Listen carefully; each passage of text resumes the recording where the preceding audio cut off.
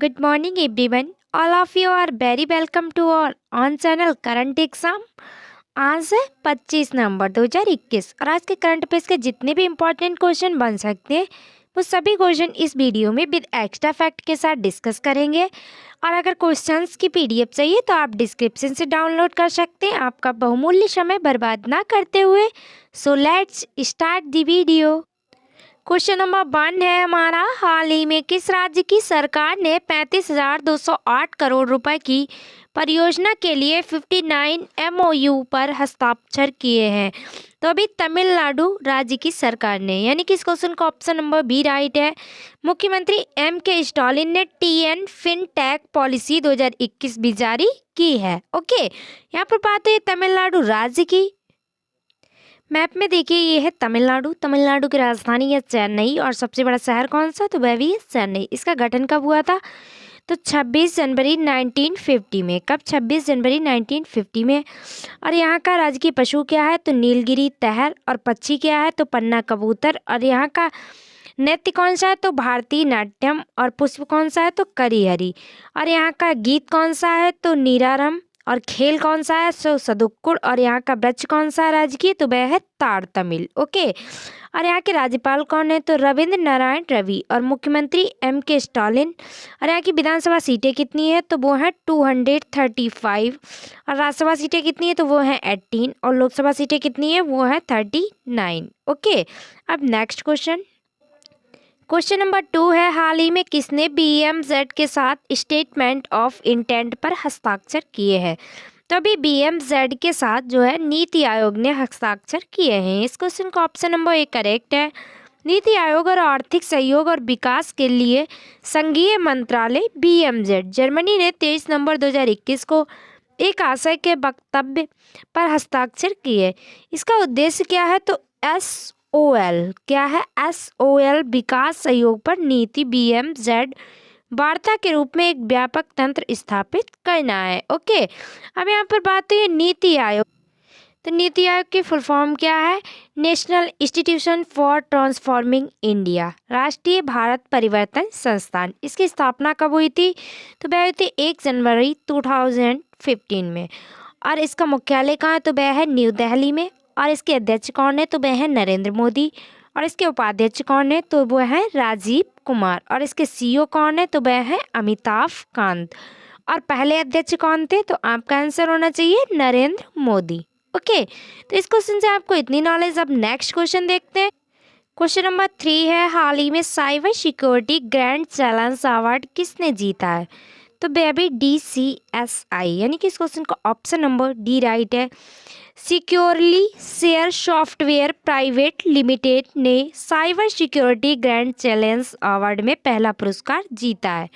ये पुरस्कार फर्स्ट है। ये भारतीय डेटा सुरक्षा परिषद DSCI के सहयोग से इलेक्ट्रॉनिक्स और सूचना प्रौद्योगिकी मंत्रालय द्वारा आयोजित किया गया था। DSCI साइबर सुरक्षा ग्रैंड चैलेंज साइबर सुरक्षा, नवाचार और उद्यमिता को बढ़ावा देने के लिए एक पहल है जिसे कई चरणों में आयोजित किया गया था।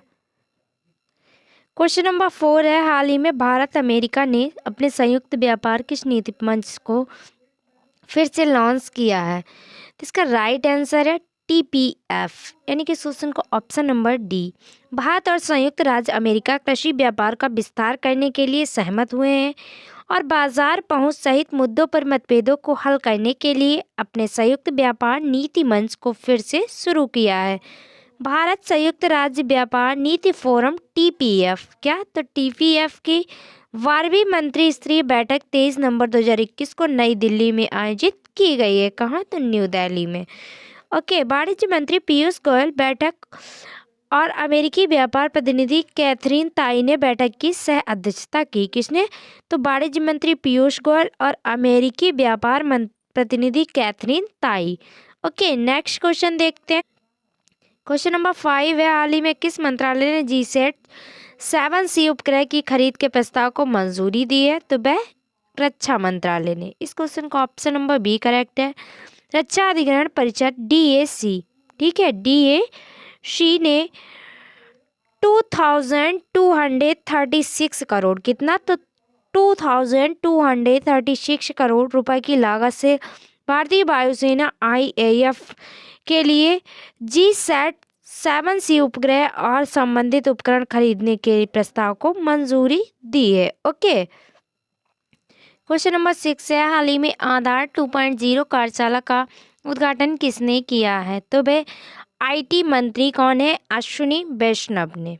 ठीक है, इस क्वेश्चन का ऑप्शन नंबर ए करेक्ट है। केंद्रीय इलेक्ट्रॉनिक्स और सूचना प्रौद्योगिकी मंत्री अश्विनी वैष्णव ने आज आधार 2.0 डिजिटल पहचान और स्मार्ट शासन के अगले युग की शुरुआत नामक एक 3 दिवसीय कार्यशाला का उद्घाटन किया है। ओके, इसकी शुरुआत कब हुई? तो वह हुई 23 नवंबर 2021 को, और कहाँ हुई? तो न्यू दिल्ली में हुई। ठीक है, और डिजिटल अर्थव्यवस्था को बढ़ावा देने के लिए आधार के उपयोग का विस्तार करने सहित विभिन्न विषयों पर विचार विमर्श के लिए कार्यशाला को 8 सत्रों में विभाजित किया गया है। नेक्स्ट क्वेश्चन देखते हैं। क्वेश्चन नंबर 7 है, हाल ही में कॉर्पेट का 37वां संस्करण 23 से 24 नवंबर 2021 तक कहाँ आयोजित किया जा रहा है? तो वह भारत और इंडोनेशिया में आयोजित किया जा रहा है। इस क्वेश्चन का ऑप्शन नंबर बी करेक्ट है। भारतीय नौसेना पोत INS खंजर 23 से 24 नवंबर 2021 से इंडोनेशिया नौसेना पोत KRI सुल्तान था सैफुद्दीन के साथ समन्वित गश्त कॉर्पेट कर रहा है। भारत और इंडोनेशिया के बीच कॉर्पेट के 37वें संस्करण में दोनों देशों के समुद्री गश्ती विमान भी भाग लेंगे। वे 2002 में, कब? तो 2002 में से वर्ष में 2 बार अंतर्राष्ट्रीय समुद्री सीमा रेखा के साथ कॉर्पेट का संचालन कर रहे हैं। अब यहाँ पर बात हुई है भारतीय नौसेना। तो भारतीय नौसेना के बारे में बता दूं, इसका मुख्यालय है इंडियन नेवी का, वह है न्यू दिल्ली में। और इंडियन नेवी दिवस कब मनाया जाता है? तो इंडियन नेवी डे जो है वह 4 दिसंबर को मनाया जाता है। और नौसेना के अध्यक्ष कौन है? तो एडमिरल करमबीर सिंह। ओके, अब नेक्स्ट क्वेश्चन की तरफ बढ़ते हैं।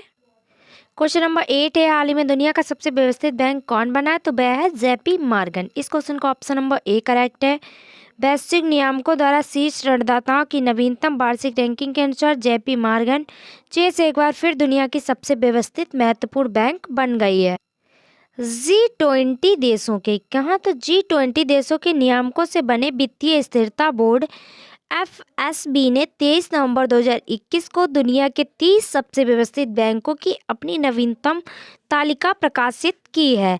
JP मॉर्गन आखिरी बार 2019 में दुनिया का सबसे व्यवस्थित बैंक रहा था, उसके बाद अब 2021 में रहा है। ओके, अब यहाँ पे बात हुई है G20 की, तो मैं आपको G20 के बारे में बता दूं।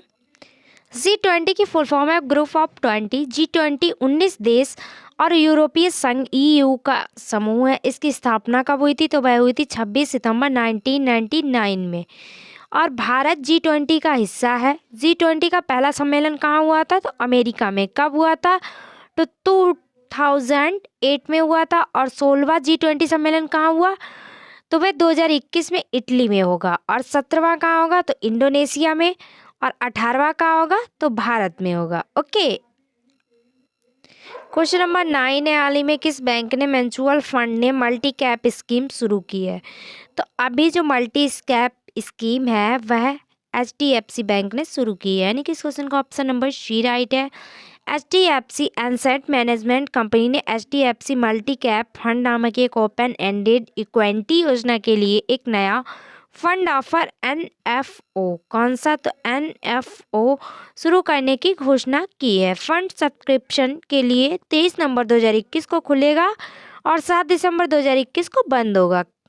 ये लार्ज, मिड और स्मॉल कैप कंपनी में से प्रत्येक में अपनी कुल संपत्ति का न्यूनतम कितना? तो 25% का अनिवार्य आवंटन करेगा। कितना? तो 25% का। Okay, next question.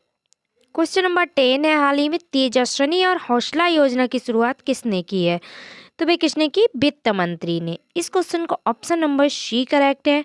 वित्त मंत्री निर्मला सीतारमण ने 23 नवंबर 2021 को जम्मू कश्मीर बैंक के तेजस्विनी और हौसला योजनाओं की शुरुआत की है।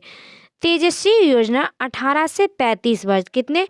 तो 18 ईयर्स से 35 ईयर्स ओल्ड के बीच की लड़कियों को अपना व्यवसाय शुरू करने के लिए 5 लाख रुपए की वित्तीय सहायता प्रदान करने पर केंद्रित है।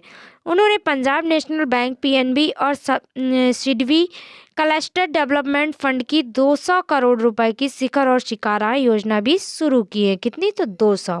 ओके, अब आपके लिए लास्ट वाली वीडियो का आंसर है। मैंने क्वेश्चन पूछा था हाल ही में किस राज्य के अल्मोड़ा जिले में बाघ को घास संरक्षिका की पहली प्रजाति मिली है? तो इसका राइट आंसर है उत्तराखंड।